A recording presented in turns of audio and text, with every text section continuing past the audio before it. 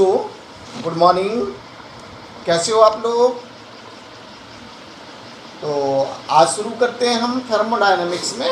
Next जो topic है हमारा, हमने लास्ट टॉपिक किया था बेटा हेस लॉ, जिसमें बताया था कि रिएक्शन जैसे मर्जी हो बेटा, जो टोटल एनर्जी चेंजेस होती है दैट विल रिमेन सेम। कैसे रहेगी? चाहे रिएक्शन एक स्टेप में हो, चाहे नंबर ऑफ स्टेप में हो, जो टोटल एनर्जी चेंजेस जो है वो क्या रहती है? कांस्टेंट रहती है बेटा, सेम रहती है। ठीक है, तो जो हेस लॉ है दैट कैन बी यूज्ड, इसकी एप्लीकेशन आप देख सकते हैं। एंथैल्पी ऑफ फॉर्मेशन हम निकाल सकते हैं। अब जैसे कि कार्बन डाइऑक्साइड है बेटा, फॉर्मेशन ऑफ कार्बन डाइऑक्साइड है। ठीक है, कार्बन प्लस ऑक्सीजन क्या बनता है हमारे पास? Carbon dioxide. ये तो हो गया डायरेक्ट मेथड। लेकिन पहले जो है कार्बन किस में चेंज हुआ? ऑक्सीजन के साथ रिएक्ट करके हाफ ऑफ ऑक्सीजन रिएक्ट करके चेंज हुआ O2 कार्बन मोनोऑक्साइड, और फिर कार्बन मोनोऑक्साइड जो है किसमें चेंज हो गई? कार्बन डाइऑक्साइड में। तो ये डेल्टा H1, ये डेल्टा H2, और यहाँ पे जो टोटल है वो क्या है? Delta H2। अब इन दोनों का हम enthalpy of formation of carbon monoxide निकाल सकते हैं। अगर हमारे को enthalpy of formation of carbon dioxide दी हुई है, चाहे कार्बन डाइऑक्साइड हम बोलते हैं कार्बन और ऑक्सीजन से बन रही है, या फिर कार्बन मोनोऑक्साइड से कार्बन डाइऑक्साइड बन रही है। ठीक है ना, अगर ये दो रिएक्शन एंथैल्पी हमारे को दी हुई है, तीसरी हम निकाल सकते हैं enthalpy of formation of carbon monoxide from carbon and oxygen, carbon and oxygen. इसी तरह से हम एंथैल्पी ऑफ एलोट्रॉपिक ट्रांजिशन निकाल सकते हैं, एंथैल्पी ऑफ हाइड्रेशन निकाल सकते हैं। तो हेस लॉ की कुछ एप्लीकेशंस थे। आज हम दो अदर टाइप की एंथैल्पी की बात करेंगे, पढ़ी भी है आपने। ठीक है, एक आती है हमारे पास, आज बात करेंगे bond dissociation enthalpy. Bond dissociation enthalpy, enthalpy और ठीक है and bond energy, and bond energy, bond dissociation enthalpy and bond energy. अब डिसोसिएशन, बॉन्ड को ब्रेक करने के लिए जो 1 mole of bond, amount of energy required to break 1 mole of bond of a particular type in gaseous state. अब जैसे कि आपके पास हाइड्रोजन मॉलिक्यूल है H2, इसको हमने एटमाइज करना है बेटा। ये एंथैल्पी और एटमाइजेशन है। क्या बोल देंगे हम? Bond dissociation enthalpy, it will be break into 2 hydrogen atom, 2 hydrogen atom. अब यहाँ पे अमाउंट ऑफ एनर्जी जो रिक्वायर्ड होगी, स्टैंडर्ड एंथैल्पी जो होगी हमारे पास, that is equal to 433 kilo joule per मोल।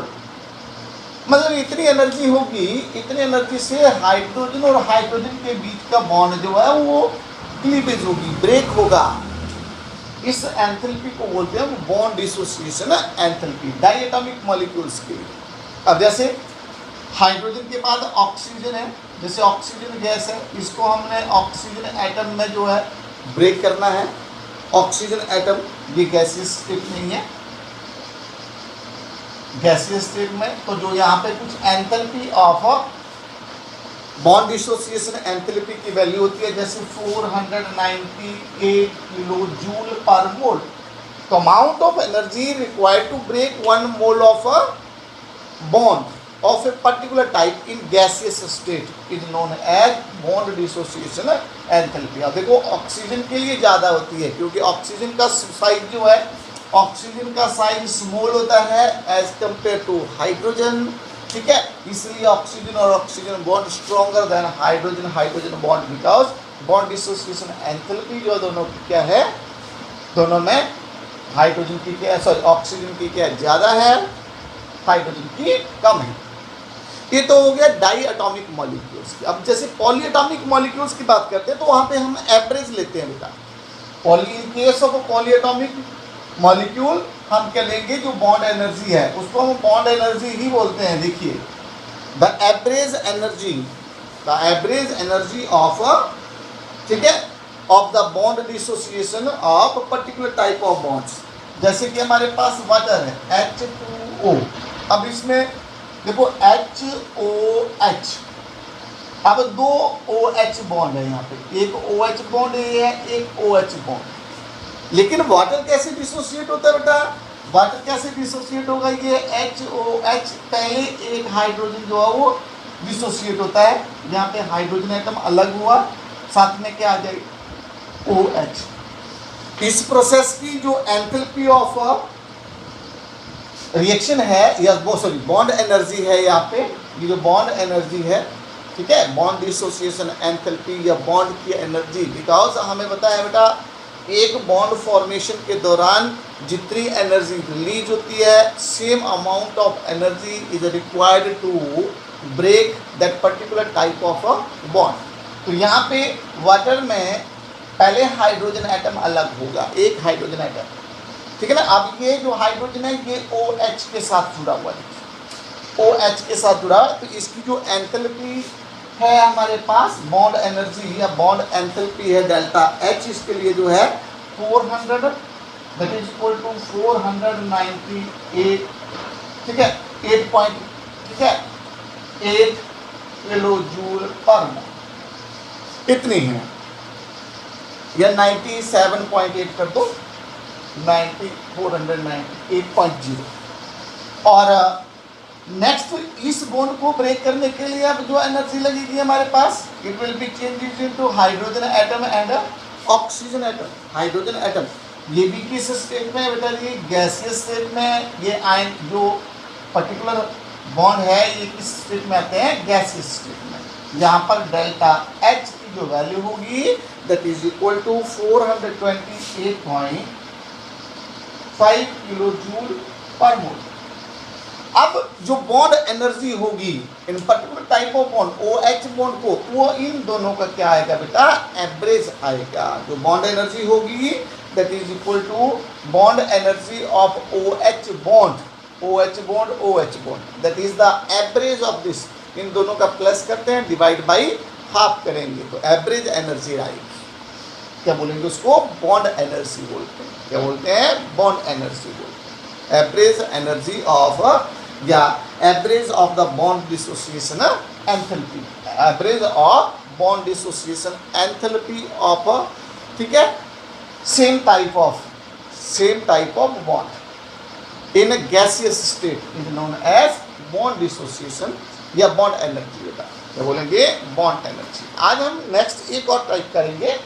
आपने पढ़ा हुआ है एक अनदर टाइप ऑफ एंथैल्पी जिसमें आती है हमारे पास लैटिस एंथैल्पी। ये chemical bonding and molecular structure में आपको बताया हुआ है लैटिस एंथैल्पी, लैटिस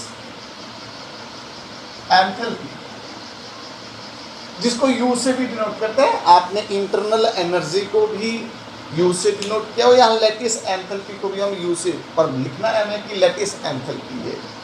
क्या लिखेंगे, लैटिस एंथैल्पी, ठीक है। अब क्या था लैटिस एंथैल्पी, क्या होती है, the amount of energy release when 1 mole of crystalline solid. ये आयनिक सॉलिड की बात करते हैं हम।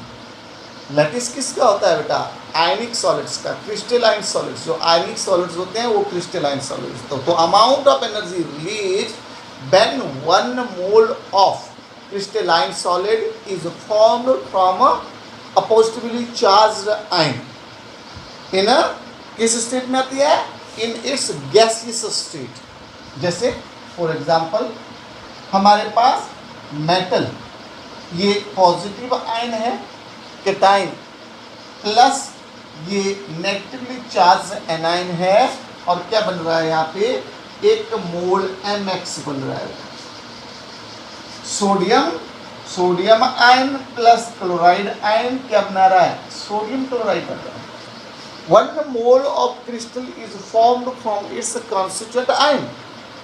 इस दौरान जो एनर्जी रिलीज होती है प्लस जो एनर्जी है कौन सी आएगी, ये लैटिस एंथैल्पी, लैटिस एंथैल्पी। इसको आप कैसे डिफाइन करते हैं, एक तो होगी अमाउंट ऑफ एनर्जी रिलीज, या फिर amount of energy required to break 1 mole of crystalline solid into its constituent ion, क्योंकि same amount of energy is ठीक है needed to break the particular type of bond, जितनी release होती है उस bond formation के दौरान उतनी ही एनर्जी जो है उसको ब्रेक करने के लिए भी होती है, यूज होती है। तो ऐसे एंथैल्पी को हम क्या बोलेंगे यहाँ पे, लैटिस एंथैल्पी। इसका हम पढ़ने वाले हैं आज, ठीक है, experimental determination of a bond lattice enthalpy, ठीक है, by the process called born-Haber cycle. क्या पढ़ेंगे, बोर्न-हैबर साइकिल।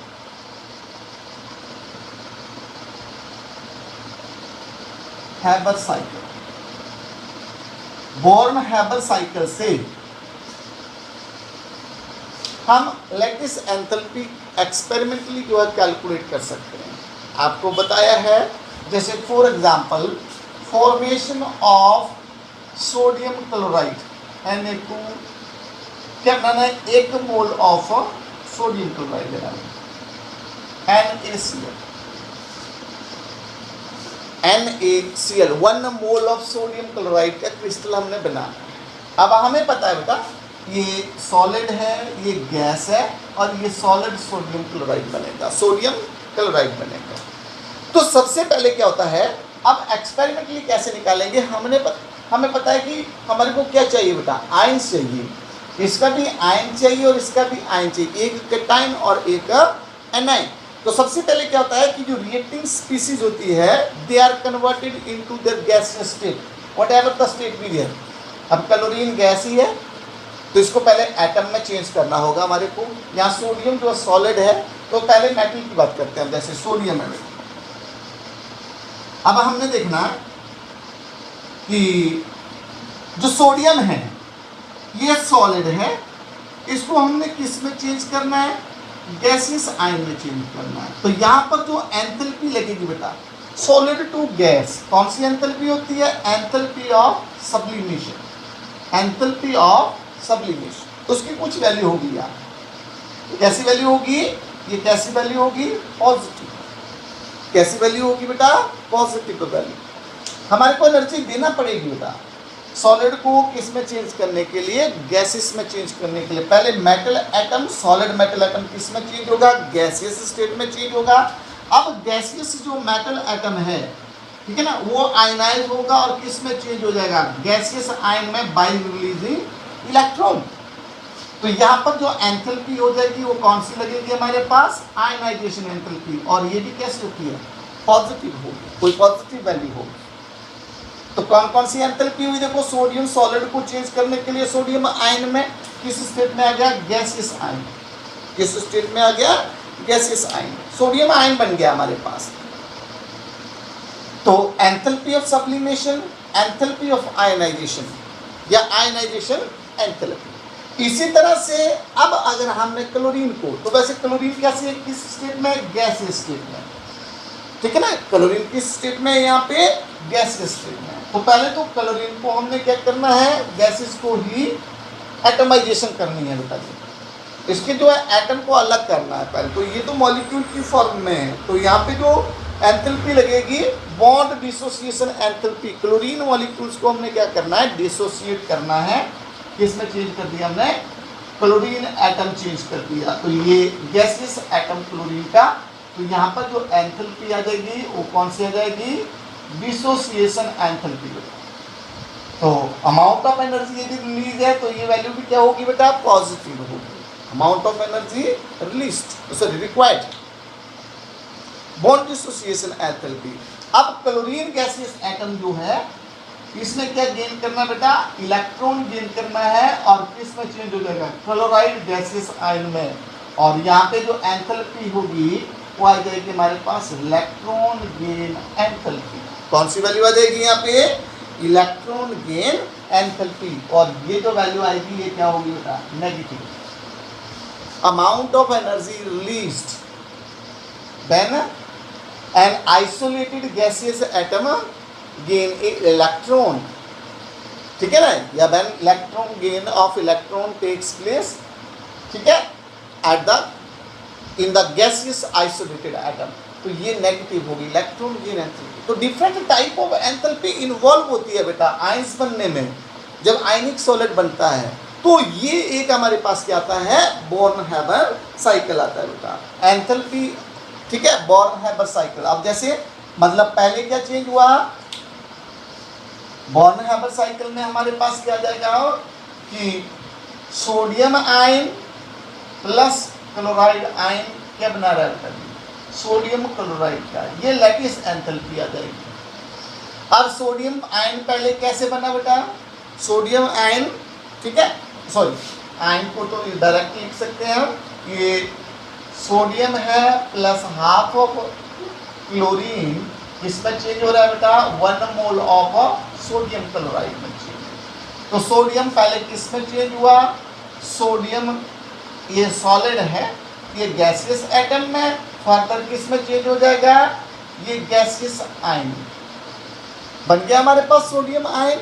इसी तरह से क्लोरीन पहले किसमें चेंज हुई, क्लोरीन गैसियस एटम में, enthalpy of dissociation, bond dissociation enthalpy. फिर इसने इलेक्ट्रॉन गेन किया और ये किसमें चेंज हो गई, तो यहाँ पर जो एंथैल्पी इन्वॉल्व हुई, ये कौन सी एंथैल्पी है, देखो यहाँ पे जो एंथैल्पी है वो है एंथैल्पी ऑफ सब्लिमेशन, यहाँ पे जो एंथैल्पी है ये एंथैल्पी ऑफ आयनाइजेशन, यहाँ पर जो एंथैल्पी है वो है बॉन्ड डिसोसिएशन एंथैल्पी, और यहाँ पर जो एंथैल्पी है वो कौन सी होती है हमारे पास, electron gain enthalpy, electron gain enthalpy. अब सोडियम आयन और क्लोराइड आयन ये कंबाइन होकर क्या बनाएंगे बेटा, सोडियम क्लोराइड बनाएंगे, क्या बनाएंगे, सोडियम क्लोराइड बनाएंगे, सोडियम क्लोराइड बनाएंगे। और ये क्या देते हैं हमारे पास, दैट इज डेल्टा यू, या जिसको हम बोलते हैं lattice enthalpy,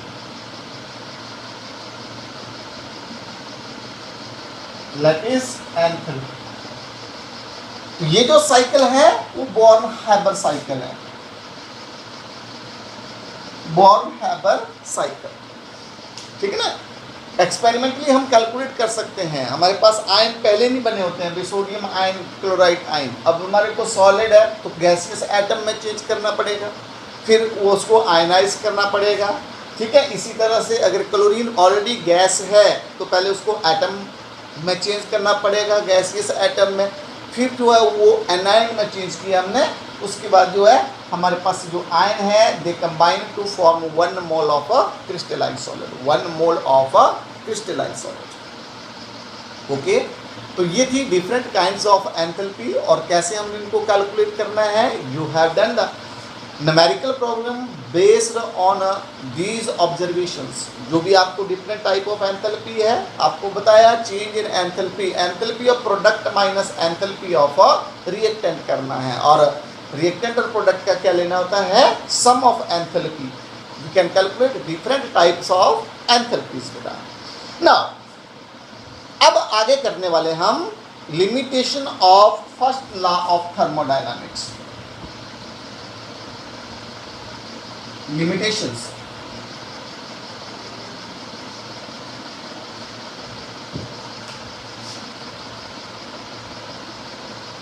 limitations of first law of thermodynamics, जिसको law of conservation of energy बोलते हैं, कि यूनिवर्स की जो एनर्जी है वो क्या रहती है बेटा जी, इट विल रिमेन कांस्टेंट रहती है, ठीक है ना। इस लॉ को हम फर्स्ट लॉ ऑफ थर्मोडायनामिक्स बोलते हैं। इस लॉ से हम क्या, इस लॉ से हम कई चीज़ें निकाल सकते हैं, तब we can calculate different form of, इस लॉ के जो है ये किसको कोरिलेट करता है, different form of energy changes in chemical reaction and, ठीक है, find a way how to calculate this changes. लेकिन first law of thermodynamics fail to explain कि why particular type of reaction, ठीक है, takes place while other do not. भी कुछ chemical reaction होती है, कुछ नहीं होती है, ठीक है ना। या कुछ प्रोसेसेस जो है वो पॉसिबल है, कुछ प्रोसेसेस पॉसिबल नहीं है। ये थर्मोडायनामिक्स का पहला लॉ हमारे को नहीं बताता है बेटा। जैसे कि वाटर को अगर हम ओपन में रखते हैं तो वो अपने आप इवेपोरेट हो जाता है, लेकिन सेम कंडीशन पे अगर हम तारपीन ऑयल को रखते हैं बाहर तो उसकी जो इवेपोरेशन है वो लेस होती है। या आपने देखा होगा कि जो हीट है it flow from hot body to cold body, and the reverse is not true. तो ऐसे ही कि there are various type of reactions जो अपने आप होती है या कुछ स्पेशल कंडीशन में हो जाती है, लेकिन कुछ ऐसी भी रिएक्शंस है, ठीक है ना, ऐसी भी प्रोसेसेस है जो नहीं होती है, they do not takes place at all, under the conditions भी वो रिएक्शन नहीं हो पाती है। तो फर्स्ट लॉ जो है ये आइडिया हमारे को नहीं देता है बेटा कि कुछ केमिकल चेंजेस जो है वो होती है, कुछ नहीं होती है, ठीक है ना, क्यों नहीं होती है, ठीक है ना। तो ये चीज़ें जो हम पढ़ने वाले हैं वो है सेकंड लॉ ऑफ थर्मोडायनामिक्स में हम इन चीज़ों को जो है क्लियर करेंगे। उससे पहले हम प्रोसेसेस की बात करते हैं, दो तरह की प्रोसेसेस। पहले हम बात करेंगे spontaneity of A reaction, spontaneity of a process. तो उसमें सबसे पहले पढ़ने वाले हम spontaneous and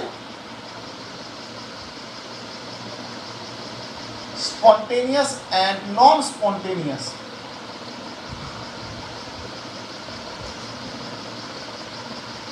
Spontaneous and non-spontaneous processes. Spontaneous and non-spontaneous processes. सबसे पहले बात करते हैं ये स्पॉन्टेनियस प्रोसेसेस क्या होती है। अब देखिए इसके लिए हम क्या करते हैं, एक एग्जांपल देते हैं आपको कि हम क्या करेंगे। If we add sugar in a water taken in a beaker, अब शुगर जो है डिजोल्व हो जाएगी, क्या बनाएगा, शुगर सॉल्यूशन अपने आप बन जाएगा ऑफ इट्स ऑन। अब इस प्रोसेस में क्या हुआ कि शुगर अपने आप वाटर में डिजोल्व होकर क्या बन गया, अभी हमने ऐड किया बेटा, शुगर अपने आप डिजोल्व किया, हमने कुछ नहीं किया, अपने आप पानी में डिजोल्व होकर शुगर सॉल्यूशन बन गया। या एक और एग्जांपल हम लेते हैं कि हाइड्रोजन और क्लोरीन गैसेस, हाइड्रोजन गैस और क्लोरीन गैस ये अपने आप कंबाइन नहीं होती है बेटा, they do not combine with each other, लेकिन they do so in the presence of sunlight. लेकिन सनलाइट की प्रेजेंस में ये कंबाइन होकर क्या बनाती है, HCl बन गया, HCl गैस। तो दोनों प्रोसेसेस में जैसे कि dissolution of sugar in water है जो अपने आप हुआ, लेकिन इन गैसेस का जो कॉम्बिनेशन है ये कंबाइन तभी हुई इन the presence of sunlight, in the presence of sunlight. दोनों केसेस में रिएक्शन हो रही है, प्रोसेस जो है टेक्स प्लेस हो रही है।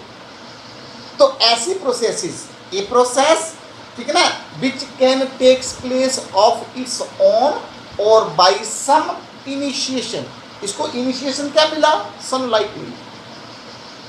ऐसी प्रोसेसेस को बोलते हैं बेटा स्पॉन्टेनियस प्रोसेसेस। मतलब जो रिएक्शंस कैरिड आउट या जो processes, whether it may B a physical change, physical process है या फिर केमिकल प्रोसेस है, जो कैरिड आउट होती है उन रिएक्शंस को बोलते हैं, उन प्रोसेसेस को बोलते हैं स्पॉन्टेनियस प्रोसेसेस। जो होती है चाहे अपने आप हुए चाहे फिर कुछ इनिशिएशन। अब यहाँ पे इनिशिएशन क्या लग मिला बेटा, सनलाइट, अपने आप नहीं कंबाइन होती है, लेकिन सनलाइट की प्रेजेंस में ये कंबाइन कर जाती है, अपने आप कंबाइन कर जाती है और प्रोडक्ट बन जाता है हमारे पास। तो ऐसी प्रोसेस को बोलते हैं बेटा स्पॉन्टेनियस प्रोसेस। अब स्पॉन्टेनियस का मतलब जो है वो इंस्टेंटेनियस नहीं होता, मतलब कि एकदम से हो गई, ठीक है ना। जो रिएक्शन की स्पीड है it may be very from very slow to very high speed तक या क्वाइट हाई तक हो सकती है। जो प्रोसेस है वो ऐसा नहीं है कि एकदम से हो जाएगी। स्पॉन्टेनियस का मतलब इंस्टेंटेनियस नहीं है कि रिएक्शन जो है एकदम से हो गई, नहीं। जो प्रोसेसेस है वो क्या हो सकती है, इनकी जो एक्चुअल और एवरेज स्पीड है it may be very from very slow to very high. अब हम देखते हैं कुछ ऐसे एग्जाम्पल्स जो कि अपने आप होती है ऐसी प्रोसेसेस, ठीक है ना, दैट नीड नो इनिशिएशन, और कुछ ऐसी प्रोसेसेस विच नीड्स इनिशिएशन। जैसे कि ऐसी प्रोसेस, ये एग्जाम्पल है बेटा जी, इसके एग्जाम्पल है ये स्पॉन्टेनियस प्रोसेसेस, ठीक है ना, या प्रोसेसेस, ठीक है, that needs no initiation, that needs no initiation. भाई किसी चीज की जरूरत नहीं है, अपने आप हो जाती है। जैसे सबसे पहले, ठीक है ना, salt dissolve in water, common salt dissolve in water of its on, अपने आप डिजोल्व हो जाता है। तो कैसे, उसमें इनिशिएशन की जरूरत नहीं पड़ी, ठीक है ना, इनिशिएशन। या वाटर कीप्स ऑन इवेपोरेट। तो नेक्स्ट एग्जांपल हमारे पास है बेटा कि evaporation of water from lakes, sea, ठीक है, पॉन्ड्स हो गए, ठीक है, वो takes place of its own. तो ये भी प्रोसेस है, यहाँ पे कोई इसी इनिशिएशन की जरूरत नहीं है इवेपोरेशन ऑफ वाटर के लिए भी। या फिर केमिकल रिएक्शन देखिए, हमने जिंक रोड को डिप किया कॉपर सल्फेट सॉल्यूशन में, अपने आप जिंक सल्फेट बन जाएगा बेटा, जिंक सल्फेट और कॉपर डिस्प्लेस हो जाएगा, ये ब्लू कलर का सॉल्यूशन कलरलेस हो जाएगा बेटा जी, of its own without any initiation. ऐसे ही हमारे पास कुछ ऐसी प्रोसेसेस होती है that needs initiation, that needs initiation. अब दैट इज, जैसे फॉर एग्जांपल ये प्रोसेसेस कैसी बताई आपको, इनमें इनिशिएशन की स्पॉन्टेनियस प्रोसेसेस। अब स्पॉन्टेनियस प्रोसेसेस में जिसमें थोड़ा सा क्या पढ़ते हैं, इनिशिएट करने पर वो कैरिड आउट हो जाती है, वो टेक्स प्लेस हो जाती है। जैसे ये वैक्स की एक कैंडल है, ठीक है ना, वो बर्न तभी होगी जब हम उसको क्या करेंगे बेटा, इग्नाइट करेंगे, तभी जो वो प्रोसेस जो कैरिड आउट होगी, बिना इग्नाइट के नहीं होगी। तो इनिशिएट किया हमने। Similarly electrolysis of water, water को हमने डिकम्पोज करना है इनटू हाइड्रोजन एंड ऑक्सीजन, तभी पास होगा, तभी होगा जब हम इसमें क्या पास करेंगे बेटा, इलेक्ट्रिसिटी पास करेंगे। तो ये इनिशिएशन है। ये कैल्शियम कार्बोनेट से कार्बन डाइऑक्साइड बनानी है, कैल्शियम कार्बोनेट से क्या बनानी है, कार्बन डाइऑक्साइड बनानी है, CO2 प्लस हमारे पास क्या बनता है, कैल्शियम ऑक्साइड CaO। ये तभी पॉसिबल है जब हम इसको क्या करेंगे, हीट करेंगे। तो ये हीट, ये इलेक्ट्रिसिटी, या फिर जो है हम बर्निंग, जब आप कैंडल की बात कर रहे हैं, तो इनको इनिशिएशन करने के बाद, इनको थोड़ा इनिशिएट करने के बाद ये प्रोसेस अपने आप होती है फिर। तो ऐसी प्रोसेसेस को क्या बोलते हैं, स्पॉन्टेनियस प्रोसेस, ठीक है। ये process which can takes place either of its own or by some initiation is known as spontaneous process। और नॉन स्पॉन्टेनियस कौन सी होती है, which do not takes place at all, which do not takes place, या which is not spontaneous। ऐसी process को क्या बोलते हैं, नॉन स्पॉन्टेनियस प्रोसेस बोलते हैं। जैसे for example a piece of gold kept in water for a particular, ठीक है, for a days, कई दिनों तक आप गोल्ड के पीस को रखिए, लेकिन वो कभी डिसॉल्व नहीं होगा। कैसी प्रोसेस है, नॉन स्पॉन्टेनियस प्रोसेस है। या रिएक्शन ऑफ सिल्वर नाइट्रेट और AgNO3 के बीच में, AgNO3 और सोडियम क्लोराइड NaCl, क्या बनता है हमारे पास, AgCl के प्रेसिपिटेट बनते हैं प्लस सोडियम नाइट्रेट बन जाता है NaNO3। ये रिएक्शन कैसी है, फिजिबल है, ये स्पॉन्टेनियस है। स्पॉन्टेनियस प्रोसेस को फिजिबल प्रोसेसेस भी बोलते हैं, जो कैरिड आउट होती है, फिजिबल। ये प्रोसेस फिजिबल है, स्पॉन्टेनियस है। लेकिन अगर हम उल्टा ले लें, यहाँ पे क्या हो जाए कि सोडियम का नाइट्रेट है और सिल्वर का क्लोराइड है, ये जो रिएक्शन है इसकी reverse is not carried out, ये नॉन स्पॉन्टेनियस है। कैसी है, नॉन स्पॉन्टेनियस। तो नेक्स्ट हम नेक्स्ट वीडियो में करेंगे।